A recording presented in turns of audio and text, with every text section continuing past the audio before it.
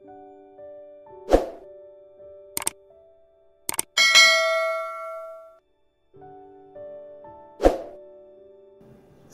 datang di channel ini dan selamat hari Minggu.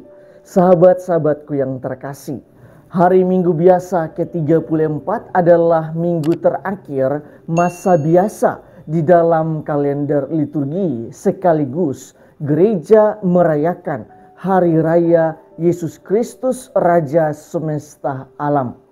Dalam sejarah, pada tanggal 11 Desember 1925, Hari Raya ini secara resmi ditetapkan oleh Paus Pius ke-11, dan pada hari yang sama Paus juga mengeluarkan sebuah ensiklik yang berjudul Quas Primas, atau artinya yang pertama.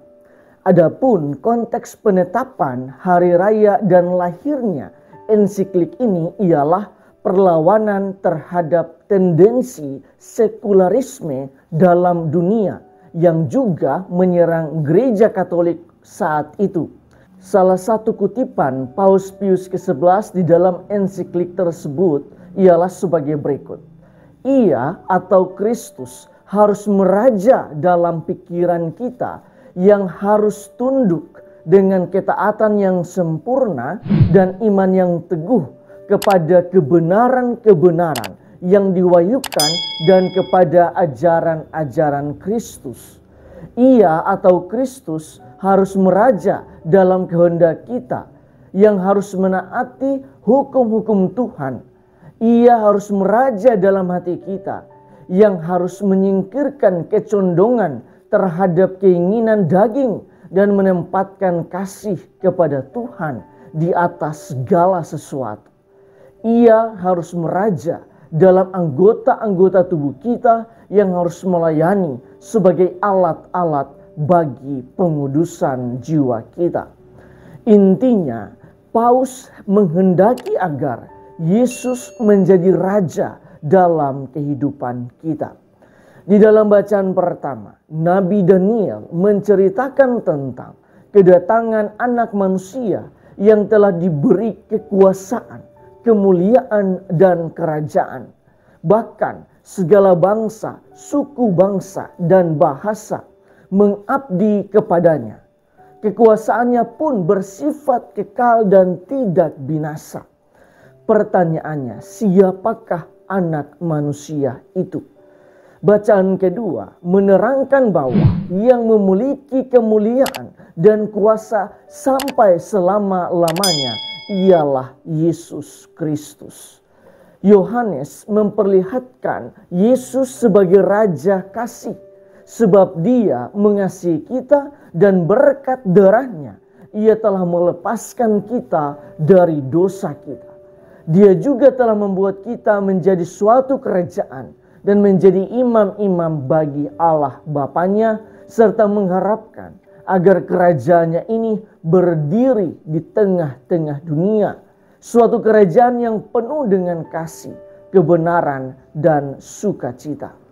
Selanjutnya, di dalam bacaan Injil, kita dapat melihat adegan di dalam Injil, yaitu ketika Yesus berhadapan dengan Pilatus. Dalam adegan ini diperlihatkan dua raja sedang berhadapan dengan ciri khasnya masing-masing.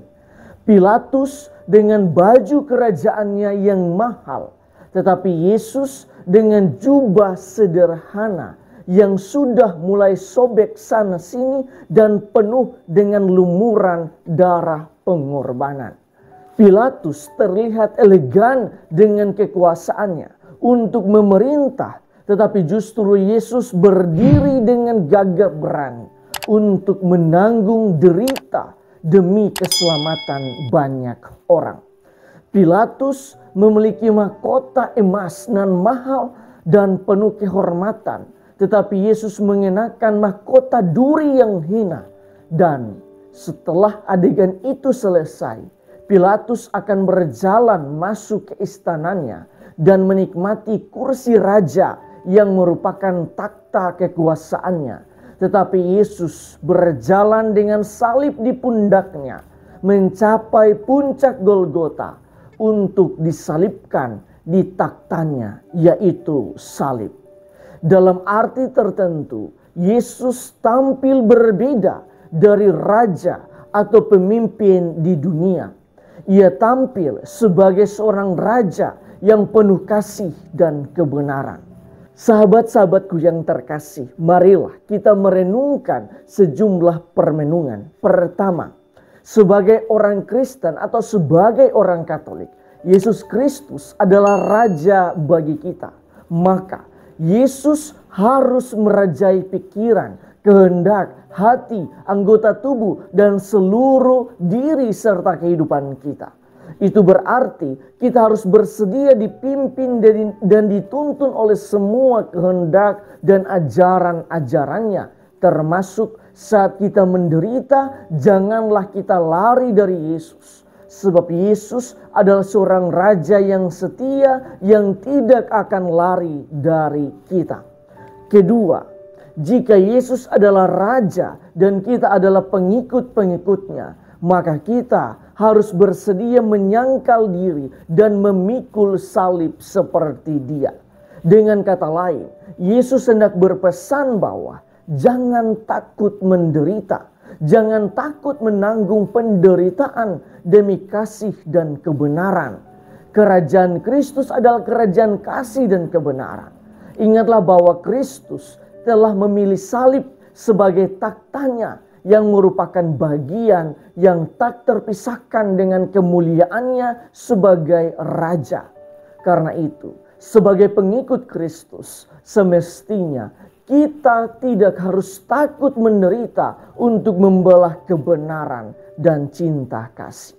Ketiga, dalam adegan Yesus berhadapan dengan Pilatus, Yesus hendak memperlihatkan bahwa Dia sebagai raja tidaklah dapat disamakan dengan raja menurut ukuran dunia. Jika raja dunia harus selalu dilayani, maka Yesus datang sebagai raja untuk melayani.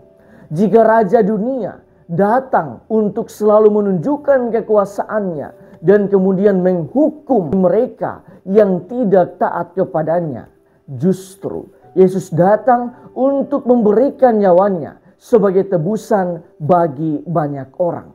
Jika raja dunia terkadang mengkhianati kebenaran dan mengabaikan cinta kasih, justru Yesus selalu datang untuk menegakkan kebenaran sejati dan memberikan kasih-Nya. Karena itu, sebagai pengikut-pengikutnya, maka kita pun patut memperjuangkan kebenaran, pelayanan, dan kasih. Tuhan memberkati kita semua.